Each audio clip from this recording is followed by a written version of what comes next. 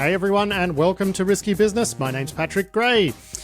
We've got a great show for you this week. We're going to jump into it in just a moment with Adam Boileau and talk about all of the week's cybersecurity news, and then we'll be hearing from this week's sponsor. And this week's show is brought to you by Authentic, which is an open source IDP. Now, of course, you can get it with some paid-for enterprisey sort of features, but the whole thing is sort of inspectable open source goodness. And the CEO of Authentic, Fletcher Heisler, will be joining us a little bit later on to talk about, I guess, some new features that they've introduced. One of them is, and it's been a process to get this one working, but one of the new features is you can, enter your SSO creds into your workstation to unlock your workstation. So that's sort of unified single sign-on, which is actually single sign-on. So that's cool. And we'll talk to him about how it was a little bit trickier developing that feature for Windows as compared to, say, Linux. That one's coming up later, but first up, of course, it is time for a check of the week's security news with Adam Boileau. And I guess the big news this week, especially for those of us who've been in the industry for so long, Adam, is that Mary Ann Davidson, the nemesis in many ways of the hacker community, is no longer at Oracle. She is out, and it's not really clear why. But her departure did come very shortly after that massive incident affecting the Oracle's cloud. And you do wonder if those two things are connected. I mean, it would make sense that they would be connected. And like that particular incident with Oracle Cloud was also not handled particularly well. There was quite a bit of, it wasn't our real cloud, it was our backup cloud, or it was a legacy cloud. It was something That's what they called it, legacy cloud. First of all, they denied the incident. So they were bullshitting. They were bullshitting. And I'm sorry to production people for having to beep that, but that's what they were doing. When this happened, they said, oh no, our cloud was not owned. And then later on it turned into, well, our real cloud wasn't owned, but there was some legacy cloud. But, you and I talked about that. And if they left old rotting boxes hanging around in their cloud environment and people were able to own them, that would have given them, perhaps better access to even the more modern cloud bits and pieces. So it was a bad incident. And the comms and handling of it were terrible. And you do wonder, well, is that what maybe led to her departure here? Yeah. I mean, that certainly kind of makes sense. And I mean, she had also a pretty long history with Oracle. And as you suggested in the, in the intro there, like we weren't super fond of Oracle's, kind of positioning around, full disclosure around how bugs should be handled. And even, she made a blog post once upon a time about, how we shouldn't reverse engineer Oracle products. We are violating their licenses or their intellectual property or whatever by looking at it at their she was code. like, don't go looking for bugs in our products. That's our job. And we will pursue legal action against people who are reverse engineering our products. And keep in mind, like, this is when Oracle's products are just like every time anyone would pick one up and shake it around a little bit, like just CVS S10s flying out of them, right? And they're like, no, don't go looking for bugs. We've got that. It's under control. So, I mean in some ways, though, this counts against the theory that her departure is linked to this incident, because it would be the first time Oracle actually took any concrete step in response to something bad going on with security, right? Yeah, exactly. And, she's been there a long time, like 40 years. This is not like, we're not a giant Japanese Zaibatsu where you work for life. This is, the computers tend to be, people don't stay there for 40 years. So, she's worked her way up, and I imagine she has done many good things. But, Oracle, and especially like when they introduced that like unbreakable as their sort of, tagline for their Linux, like I remember that just being the butt of the industry's jokes for such a long time, because, the Oracle stuff very clearly was not. And then they also aggravated us by buying and killing Sun, which, all us old Unix nerds liked Sun Microsystems and did not like Oracle, and then them, killing the Sun, the Sun vision of the network computer. Lots of us were still salty about that for a long time. So maybe she's not the only old person that's interested needs to go. I don't know. Well, I mean, I'm just remembering back to the Unbreakable stuff where David Litchfield, who I believe now works at Apple, David Litchfield back in the day, he's very well known, was very well known back in the day for being the guy who would find Oracle bugs, right? Like in their database stuff. And I think he managed to find something like 20 CVEs in an Oracle product, like during the first 24 hours after they announced their Unbreakable thing, which just to point out how ridiculous of a whole idea that is. So I guess it's not controversial to say that, among security researchers and the, security community as it was 20 years ago, she's a pretty controversial figure. And a lot of people are like literally going to be dancing on a professional grave here. Like, it's unfortunate, I guess, but it is what it is. I mean, it certainly is, and I know when, I found bugs in Oracle products over the years, and the idea of responsibly disclosing them to Oracle as opposed to just like using them and then putting them on the shelf or selling them live on stage during a keynote, which I did once in Canberra, which was fun. That kind of relationship with researchers, it does cost you if you burn it. And at the same time, if you have a good relationship, it helps you, get those bugs out of the community, maybe not pay such top dollar for them. I mean, hang on. Counterpoint, right? You say, well, it does damage you. How was Oracle damaged? I mean, Oracle's just to the moon, right? Oracle's done fine. So I think that the lesson here could be you can treat security researchers like absolute trash over 27 years there where she was the CISO and nothing bad happens. Yeah, that's very true. Yeah, maybe they get to buy a TikTok and everyone can live happily ever after in the Oracle future. So yeah, I mean, look, it's entirely possible that Mary Ann Davidson has just decided to retire. She's been the CISO over there for 27 years. It's entirely possible that's the case. But it does come very shortly after this cloud incident. And I do sort of think, I mean, you and I, when we spoke about this incident, sort of said, we agreed, right, that it was sort of unforgivable that they had such ancient boxes running in their cloud environment. Like, what was it? It was like Oracle 11? It was Sonos 10. Sonos 10. Sorry. Yeah, that's what I mean. So, yeah, like just sort of unforgivable. And we were sort of saying, like, it's pretty obvious that they weren't doing any sort of asset discovery in their cloud environment. And that's like, what? Like, that is just completely insane. So yeah, who knows? Might have just retired, but either way, Mary Ann Davidson is no longer at Oracle.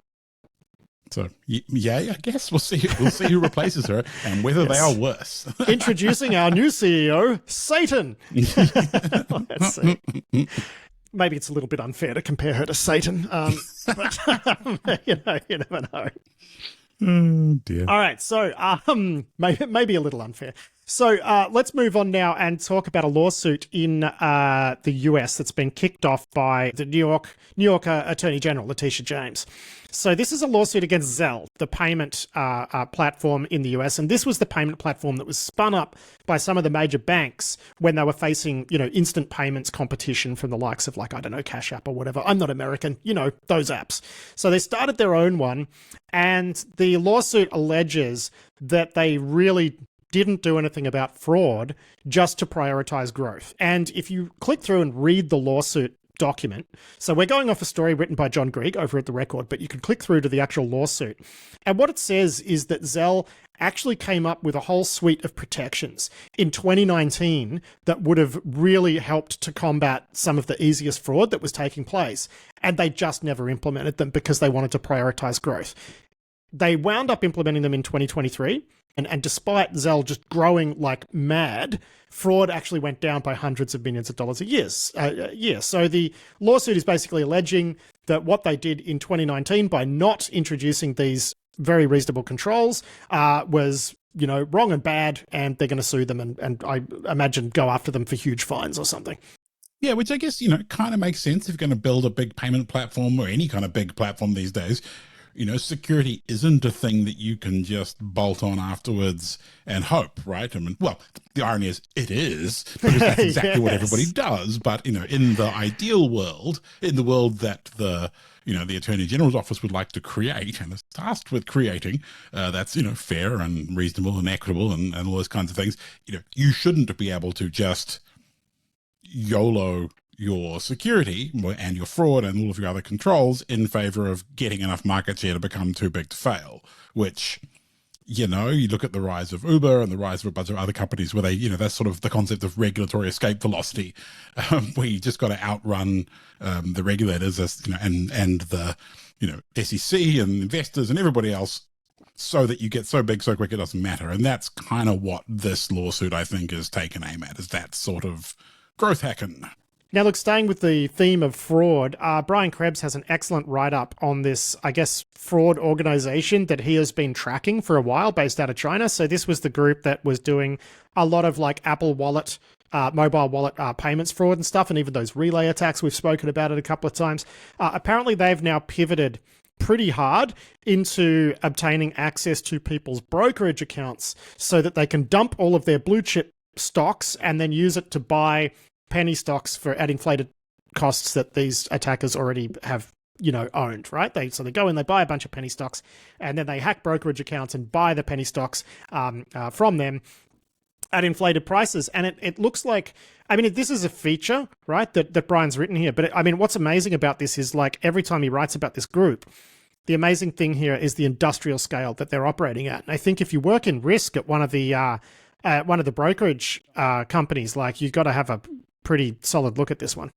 Yeah, it's a really good kind of write-up of a story that we've seen. We've covered it as it sort of bubbled up over the last, kind of 3 months or so, as various brokerages and, exchanges and stuff have had, weird fraudulent activity. But kind of tying it together into a big picture is what Brian's good at. And this group, he says, it was doing kind of industrial scale phishing of, like, bank accounts and other financial institutions. But as the security controls around those have become more robust, they've pivoted towards using brokerage accounts as a way to kind of turn computers into money.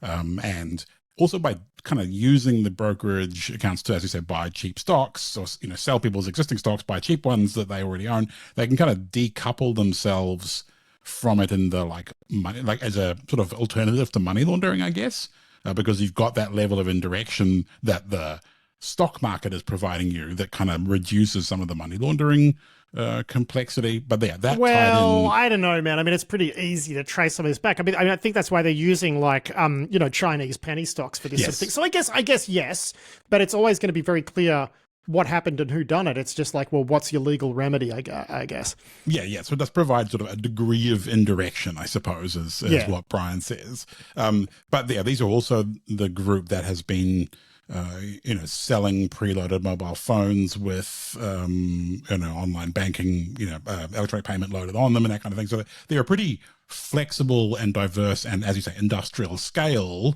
financial fraud operation. And, that's a thing that, if you work in not just core finance industry, but anything kind of on the edge, probably you need to be aware of what's going on. Well, and once this gets under control, it seems like these are the sort of people who are just going to pivot into the next thing, right? Because they are operating their cybercrime group like a proper business. Yeah, and agile and responsive. They are. Now, let's talk about T on her, because a while back we spoke about this breach at an app called T, which is the app that allowed women to share, I guess, intelligence on men that they were dating or planning to date or whatever. They could find out if a guy was a creep or if he was, like, really nice or whatever. Obviously, this is the sort of app that made, like, incel losers feel really sad. So some incel loser actually cobbled together a opposing app, you see, called T on her. You get it? You get it? It's very clever, you see. And they did a wonderful job with the security here, Adam, like, as good, if not better, than the actual T app. Yes. So TechCrunch, Zach Whitaker over at TechCrunch had written up, the story of this T on her app when it broke, and they started looking into it, because there had been, obviously vulnerabilities with T and, information leaking. So they went to go look at this thing to see how it was built. And it turned out to be not only at least as bad, if not worse. They found bugs in the first 10 minutes of looking at it that were, pretty catastrophic. And this, Zach writes up that process that they went through. The core guts of it was, clearly this guy had vibe coded it together in the weekend. There was an API server that basically implemented all the functionality of the app, and it just had no auth. You could just connect to the APIs and do as you please. And all of the data that people were submitting when they signed up, the identity scans, because they did the same thing as T in terms of how they, were trying to validate that all the users were men's. So they, did the same sort of thing, and even worse, except that at least, people were using T on her, not so much. There was, much smaller scale of users. Well, because the sort of people who are going to sign up to a service like that are probably not the sort of people who actually date a lot. I'm going to just go out on a limb here, I mean, you're not It's going to be full of a bunch of Redditors complaining about women who never called them back. I suspect is going to be the core complaint among this particular population. But yeah, the funny thing was that when TechCrunch tried to report the issues to the guy that wrote it, he was like, "Oh, no, you must be confusing us with the actual T app because the bugs were so similar." And they're like, "No, buddy, have you tried? Like, did you have to enter a password at any point in the development of this thing?" And he was like, "Oh, so yeah, funny." Yes, bit of a comedy story for the week. Now, look, here's a really weird yarn this week, and it's doing the rounds everywhere. We're going with the Guardian version here because I think they did a good job. Their headline is, UK has backed down on demand to access US Apple user data, spy chief said. Now, that is a very tightly scoped headline because really this whole thing hinges on a tweet by Tulsi Gabbard, who's the director of national intelligence and whatnot in the United States. And she has said, now Apple will no longer be, the UK government is no longer demanding that Apple expose the encrypted data of American citizens. And that's the interesting part. So all of this goes back to, I think there was a technical capability notice issued by the Brits to Apple, which Apple are apparently fighting, but it did result in Apple turning off advanced data protection for new accounts in the UK and rolling out a plan to actually disable it for people who already had it. I don't know if that's still the plan, but that was what happened at the time.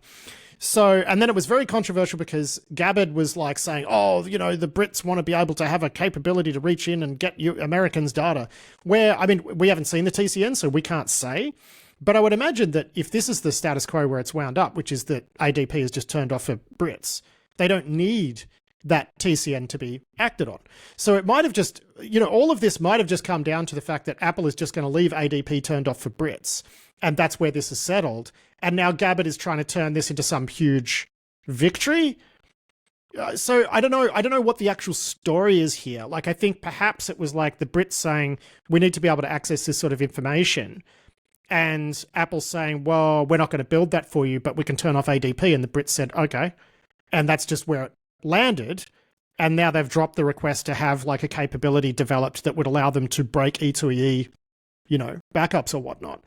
Anyway, my point is, it's really unclear what's happened here, and there's a lot of reporting based on a single tweet. And I think The Guardian has done the best job here of just saying, of looking at the tightly scoped wording that Gabbard's used and actually pulling that into the headline. So good job, Guardian. Yeah, Doug, it doesn't make a whole bunch of sense because, a UK technical capability notice wouldn't result in Americans' data being collected anyway. I mean, that the point of it is it would be a British jurisdiction thing. And I guess, Americans in the UK, maybe there's some edge cases there, but like as a general kind of thing, it didn't make the American angle to it didn't make a whole bunch of sense here. And as you say, it's not clear what has changed and what the backing down would be. So exactly, it feels like political talky and not actual thing happened. But, I don't know. And then, there's also the added wrinkle that Apple's advanced data protection is one aspect of their end-to-endedness. And so things like iMessage and FaceTime and so on are E2EE independently from the ADP feature set. Like that was about some specific data types that get stored in iCloud. But there are other things that are stored in iCloud that are still end-to-end encrypted that weren't covered by ADP. So like the whole, in terms of what does it mean for the average Apple user in Britain, probably not a whole bunch. And then what Americans have to do with it, who knows? Yeah. So the whole thing is just really weird. I mean, maybe we'll find out more later, but Mm-hmm. Who knows? Now let's talk about an announcement from Workday, where they've had an interesting incident where someone has owned their staff's accounts at their upstream CRM, and they're using that to then attack their customers. So this is interesting. This is one of those security breaches affecting, it's a security breach affecting Workday that didn't touch their systems at all. Sign of the times. And it's like a adjacent, scattered spider slash shiny hunters thing, and they're the sort of people who are doing this sort of social engineering, and in this case, like going after tickets in their CRM platform. Yeah, I think this is part of that larger campaign that we reported on. I think a few companies having their Salesforce accounts compromised, that is social engineering someone with that access and then leveraging that into Salesforce, harvesting the data out, and then attempting to ransom the organization whose data it is for some kind of payment. And that, we saw Google reported on the group that were doing it, and also said, by the way, our Salesforce, Google Salesforce, got data compromised out of it as well. And the nature of the data that got taken from Workday, Salesforce, and a bunch of the other ones is pretty much like customer contact information, which, if you are trying to turn it into fraud, can be useful because you can target those Phishers or whatever else more effectively. Yeah, but it's not like ransom gold, right? Like it's not the sort of stuff people are going to pay to stop leaking. No, and I don't know, we don't know how many organizations may have paid them. Presumably they wouldn't be shaking people down for it if it wasn't working at all. They must have got some, perhaps. But I think, probably there is a reasonable amount of, there's so much data extortion going on, and people don't want to be in the media. And even when it smells like, oh God, this could look terrible, let's just pay them. They're not asking for much, make it go away. Maybe that's enough to make it worthwhile doing. And then on the other hand, maybe us covering people who are getting compromised like this is actually helping the scammers, apply leverage and get paid. So it's always, this kind of like extortion, data extortion is just kind of weird like that, especially when you have to report on it. Yeah. I mean, nowhere in this is Salesforce mentioned, by the way, so I'll just point that out. It just says CRM, but there has been a lot of activity targeting Salesforce. But I mean, are you just making an assumption there, or have you heard something? I'm making an assumption because the actors sound the same. The wording, third-party CRM platform, is pretty much what a bunch of the other Salesforce customers have used when they've been talking about it. So probably Salesforce asking them to use that terminology. That's the kind of vibe that I get, yes. Now, a couple of weeks back, we had our colleague Amberly Jack on the show talking about Max Messenger, which is Russia's answer to WeChat. And, we predicted when we had that conversation that Russia was going to start making WhatsApp unreliable, start restricting it, trying to squeeze more people onto this Max platform. That is now happening. So we got some reporting here from Darina Antonyuk over at The Record, which looks at what Russia is doing to curb WhatsApp and Telegram use. And you got to love the pretext here, which is they're saying they are curbing access to these applications because of cybercrime. Yeah, that's sort of some irony there, isn't there? I'm surprised they're not saying, WhatsApp and Telegram have WMDs, right? Like it's such an obviously bogus pretext. Yeah, exactly. So people have been reporting that call setup has been failing across some of the messages, or the quality of the call has been degraded to the point that it's just garble, compression artifacts. Whereas, of course, Max works flawlessly and is easily available and will soon be installed by default on every phone in Russia. So, yeah. And there's no cybercrime happens on it. Absolutely zero crimes happen on Max. Yes, see, it's a little bit transparent there, Russia, but hey, what are we going to do about it? That's how Russia rolls. Yeah, and I just want to say one thing about the WMD joke there, because it's funny. I don't know if you've noticed this, but when you talk to people who are just a bit younger than us, like not even a lot younger than us, just a bit younger than us, they remember the invasion, they know about the invasion of Iraq and that the pretext was wrong. What they don't know is that everybody in the world knew that the pretext was bullshit at the time.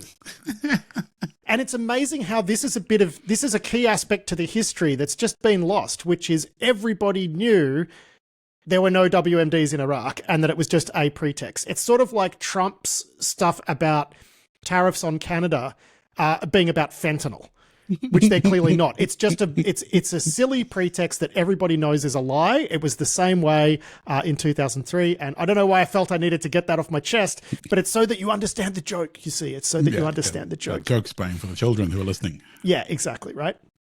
And by children, we mean people who are like 35 and younger. Yeah, I've got to. Yeah. Anyway. Speaking of Canada. There has been a compromise at the House of Commons, apparently through a Microsoft vulnerability. We're going to go ahead and guess that's a SharePoint, the SharePoint on-prem bug. Yeah, that seems like they said it was like something that was passed recently, and yeah, well, we've had a good set of Microsoft bugs lately. Could be anything.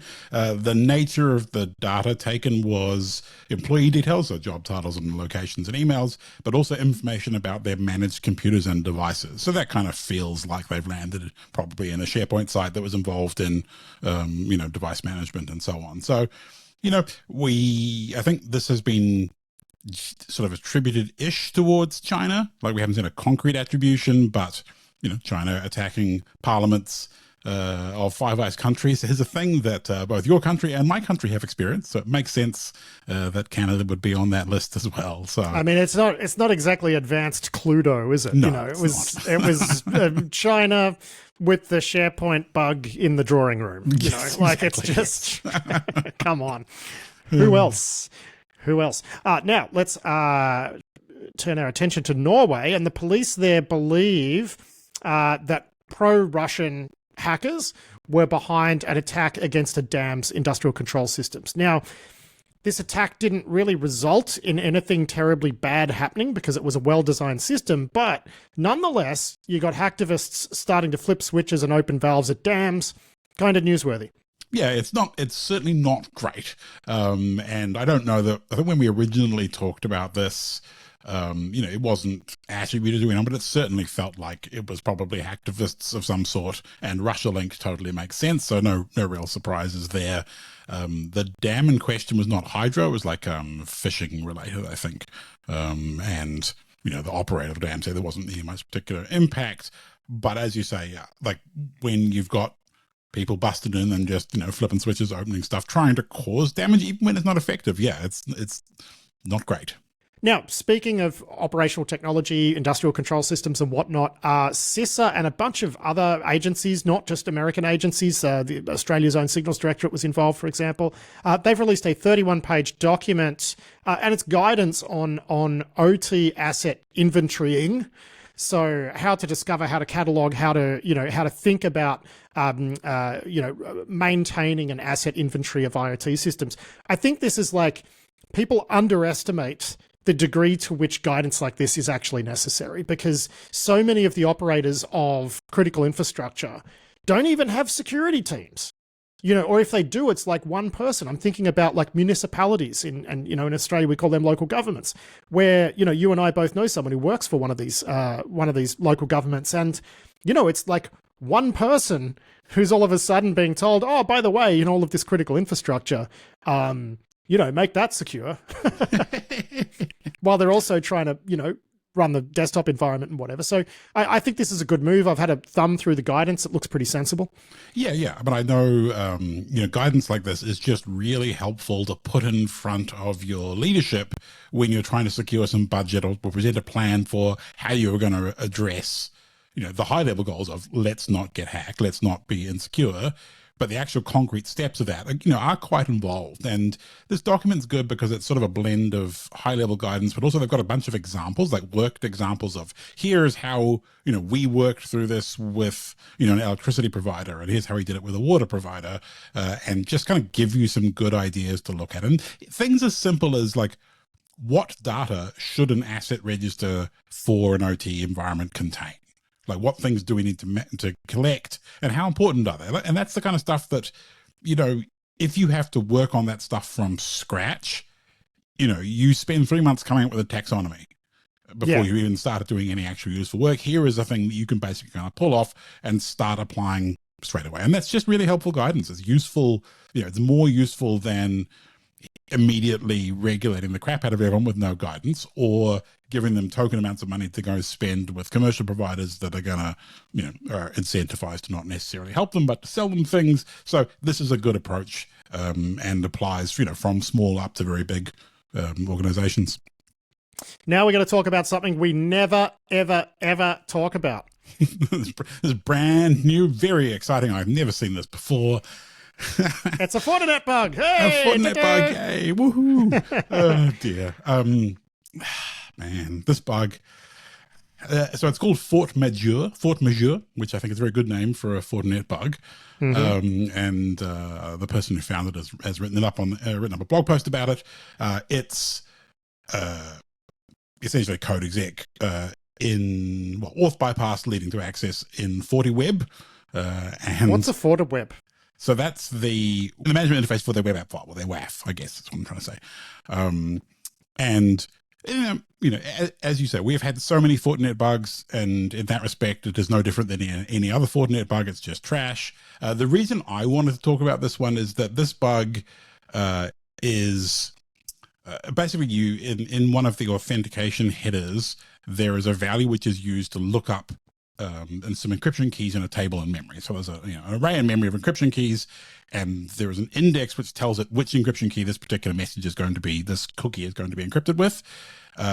You could just provide very big values for that and read off the end of that array into other memory, which might in fact be zeros. And then at that point, you've zeroed out the crypto keys and you can write your own cookies and auth bypass and onwards. And that's an interesting, kind of bug. But the thing that aggravated me is that is trivially discoverable through fuzzing. Yeah.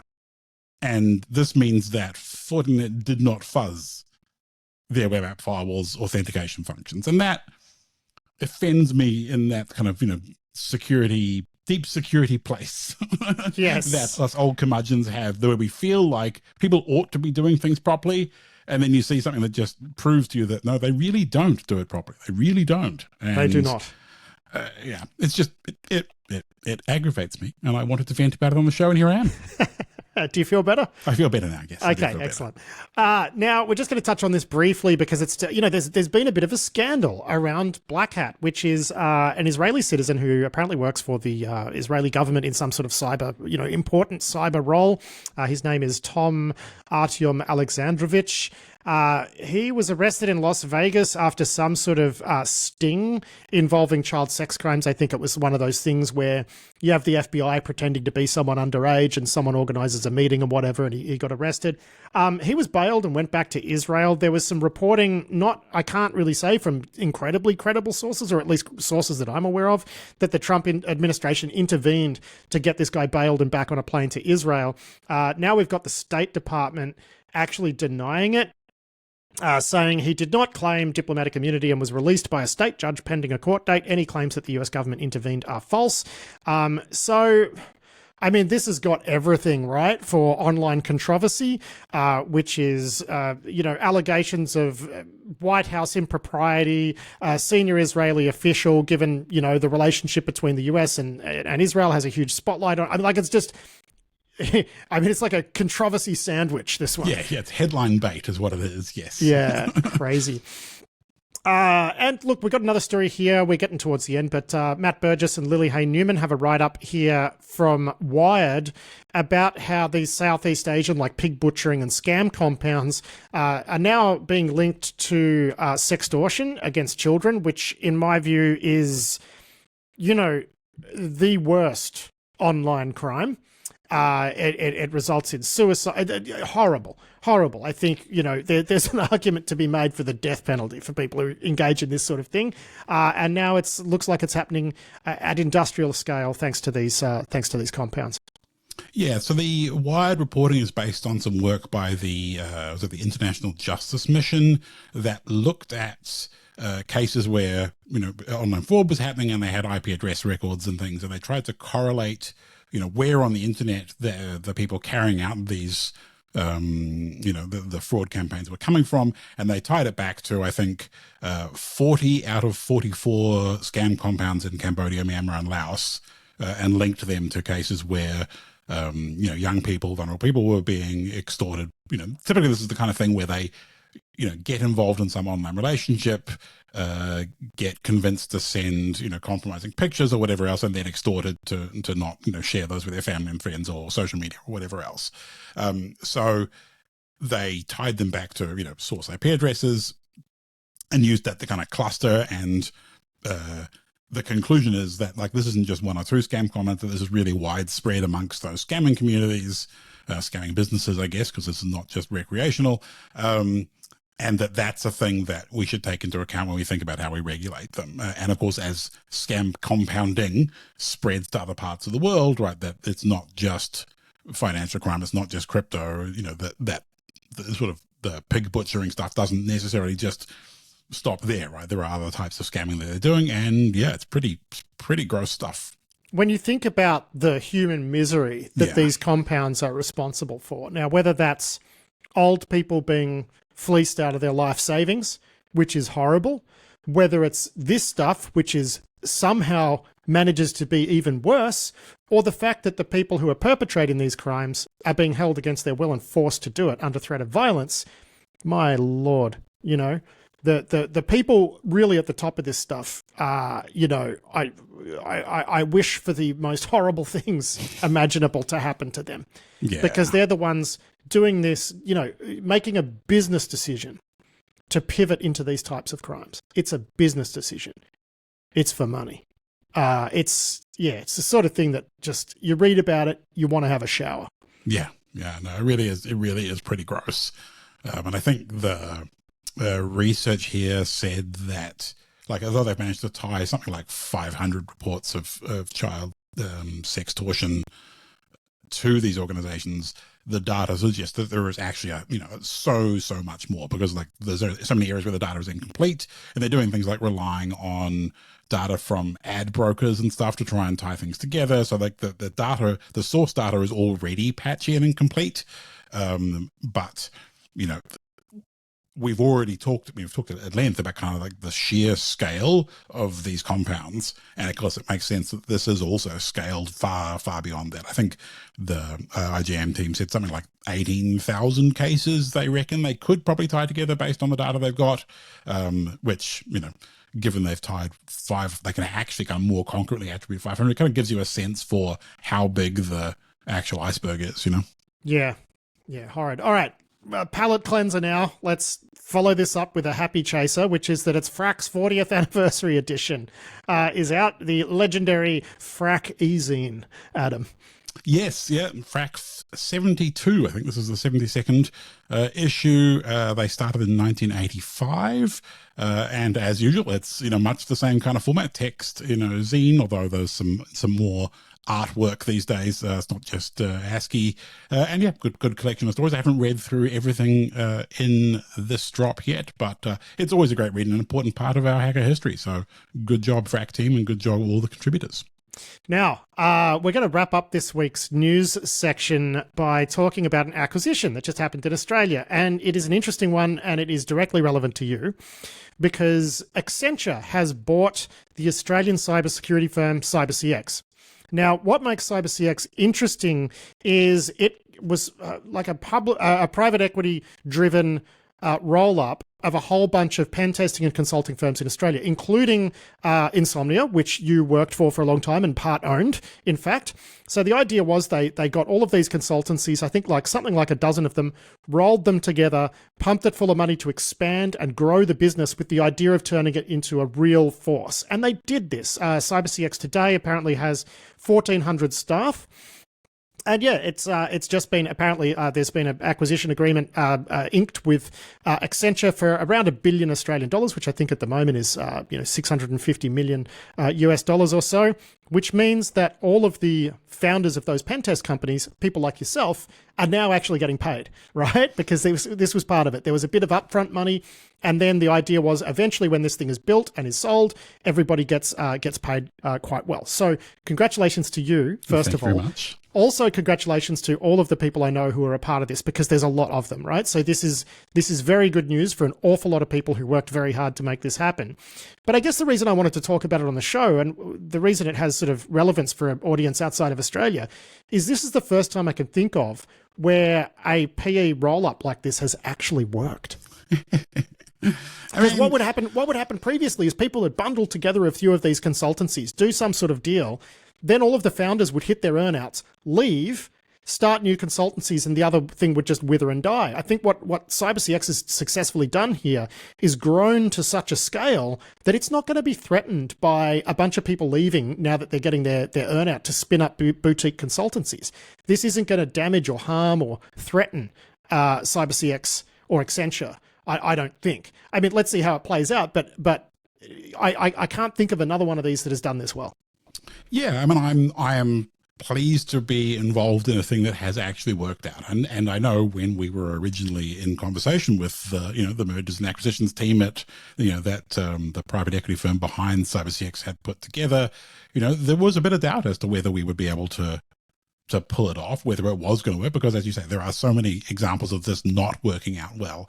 And I think to my mind, the thing that they got right here is, so they rolled up a bunch of pen test firms, but they also rolled in incident response firms, managed security services, and like SOC operating teams, some cloud people, and they got to the point where they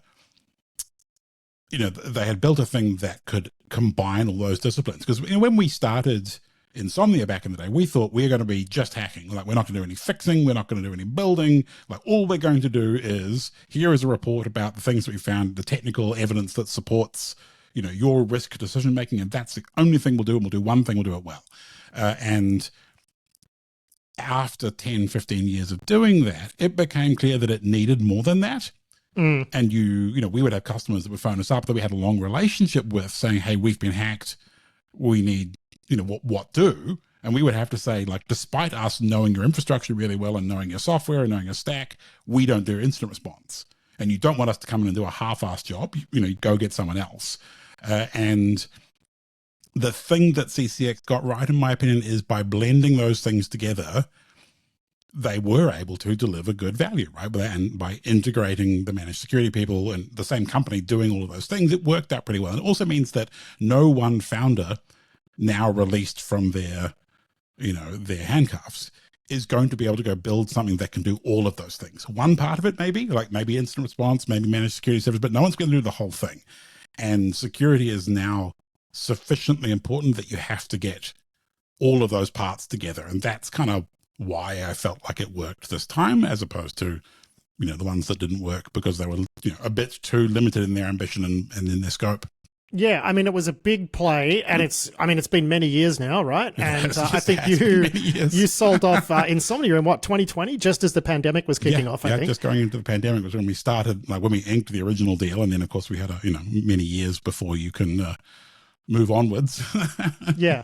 Well, and it's really sad for you, I guess, because you joined Risky Business Media a little while ago, full time. And I bet you're really disappointed because you could be working at Accenture soon if you had have stayed.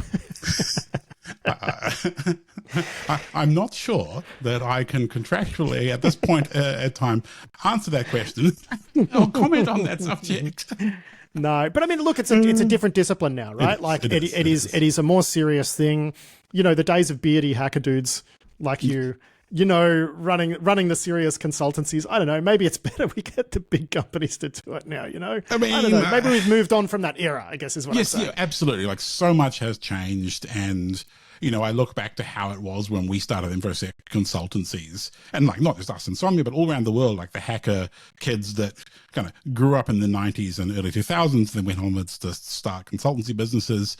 We had a lot of fun and we did a lot of good work, but ultimately security didn't matter until, real crime, real espionage, until serious business got involved. And to be honest, solving these problems takes more serious business than, a bunch of hoodie wearing, bogan t-shirt wearing nerds who just like computer hacking, Well, look, congratulations again.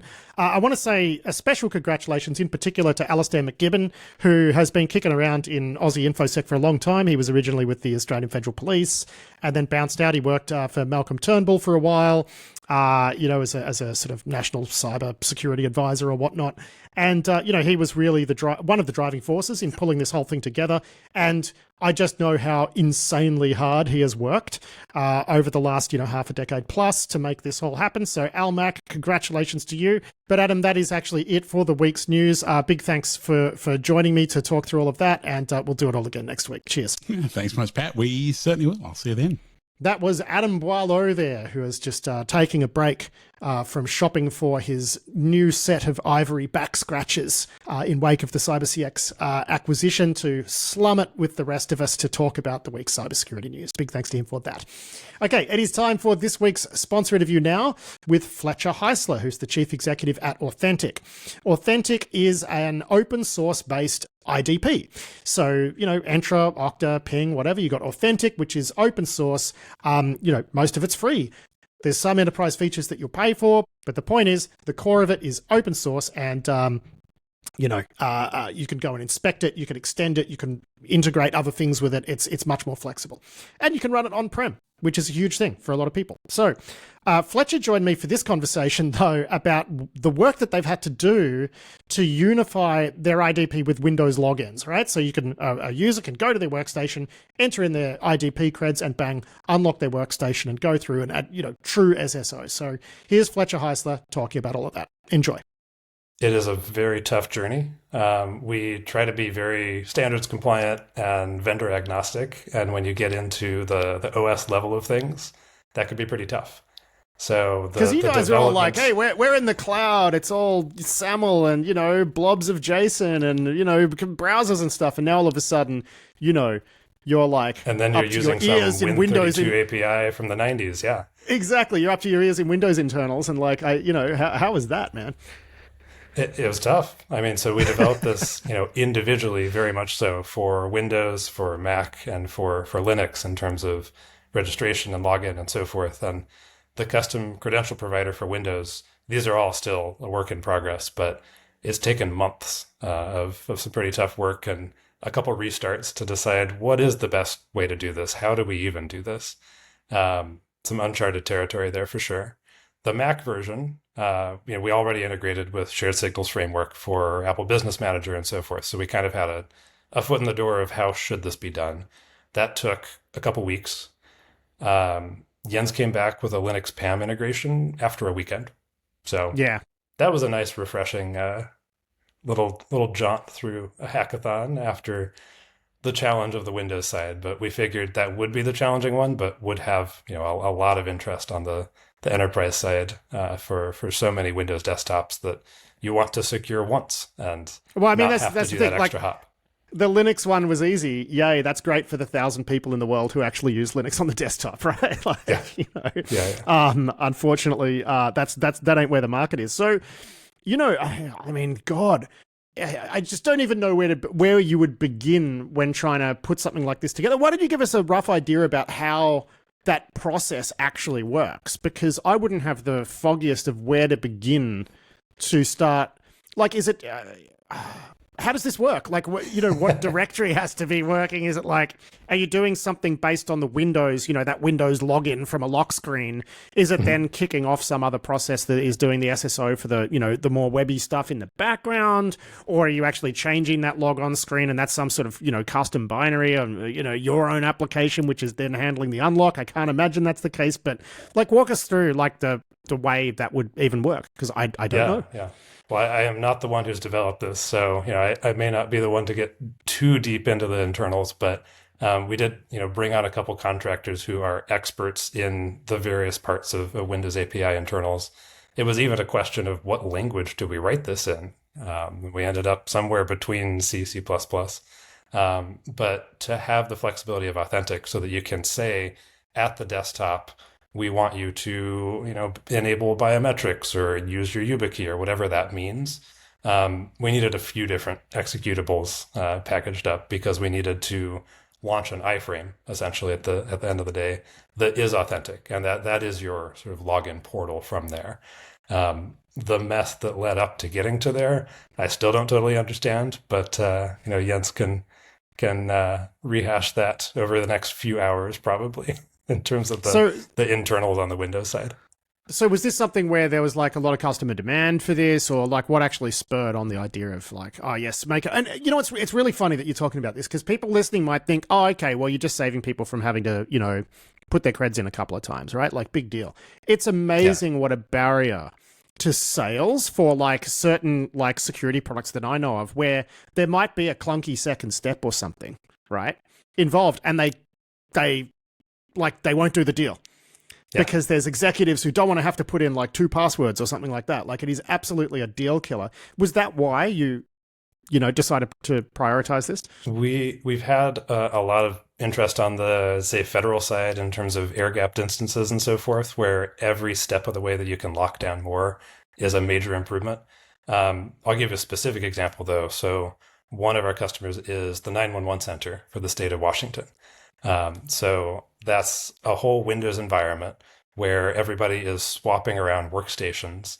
They have, biometric requirements, lots of specific, compliance-based requirements that they have to meet. And these are usually older folks swapping around to a new machine every day, need to log in and start taking calls. And that's literally life and death sometimes, that they need to be able to get into that machine and not go, where did I keep my Post-it note? Why isn't my fingerprint scanner working? Whatever the problem happens to be there. So every step of the way that you can condense that and make it easier and more streamlined for them is a huge win. Yeah, I mean, I'd imagine that this would be already pretty popular in the Microsoft ecosystem, right? Like, for people who are using Windows and Entra, like, it would already do this, right? Yeah. The challenge is, bridging across those different ecosystems, right? If you are wholly bought 100% into the Microsoft ecosystem, there are a lot of interesting things you can do with Windows plus Entra plus et cetera.